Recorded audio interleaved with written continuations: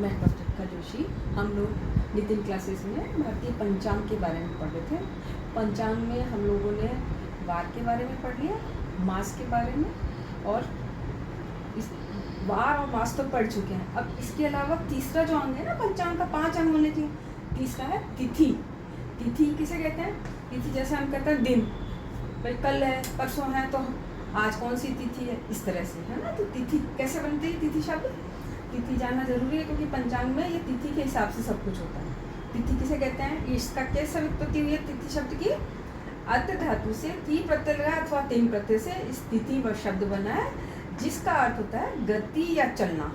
गति या चलना ही होगा, क्योंकि आज जो तिथि है वो कल बढ़ जाएगी आगे, है ना। जिस चंद्रमा की गति हर दिन बढ़ती है, उसी आधार पर हर दिन की तिथि भी अलग होती है, बढ़ती जाती है तिथि। अब ये कहते हैं सूर्य और चंद्रमा की बीच की जो स्थिति होती है, जो बीच की गति होती है, उसको जो उसे हम राशि के उसे हम सर्व तिथि कहते हैं। तिथि कैसे? जो कि दूसरा क्या, जो कि हमारी गणना से ये जो इन दोनों की जो बीच की जो स्थिति है, तिथि को हम कैसे देखते हैं? अंशों के माध्यम से, अंशों से नापी जाती है।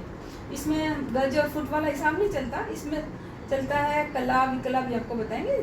उस हिसाब से इसे इसकी गति नापी जाती है। कैसे? जो कि कैसे?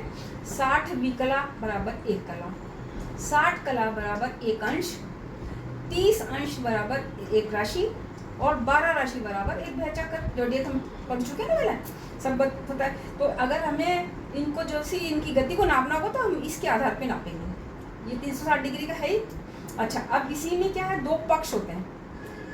2 पक्ष होता है। पक्ष किसे कहते हैं? 15 दिन की जो स्थिति होती है ना, उसे पक्ष कहा जाता है। ऐसे बोलते हैं ना, पाक्षिक पत्रिका वगैरह बताते हैं, वो 15 दिन में आती है। तो पक्ष कैसे होता है?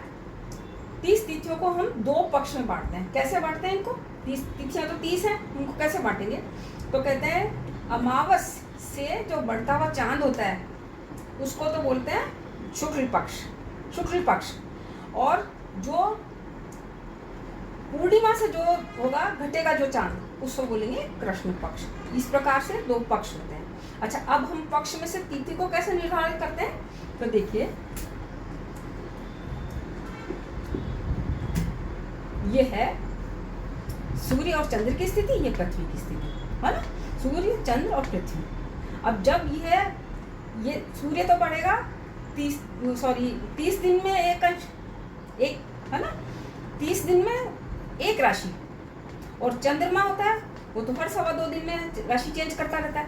तो जब भी ये 180 के डिग्री कोण पे आएंगे, वो पूर्णिमा होगी। सूर्य चंद्र की स्थिति अगर बिल्कुल आमने सामने है, पूर्णिमा स्थिति।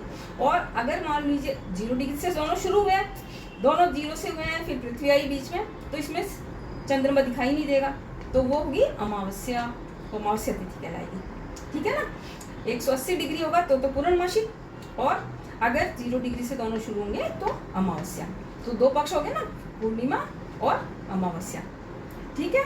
अब सूर्य क्या करता है? वो तो एक मास तक एक ही राशि में रहता है, 30 अंश तक। 1 अंश रोज पड़ता है ना सूर्य। लेकिन चंद्रमा जो होता है, वो तो 1 महीने में सारी राशियों को कवर करता है। तो वो कैसे करता है? 1 मास में वो जो 2.25 दिन में राशि चेंज कर लेता है चंद्रमा।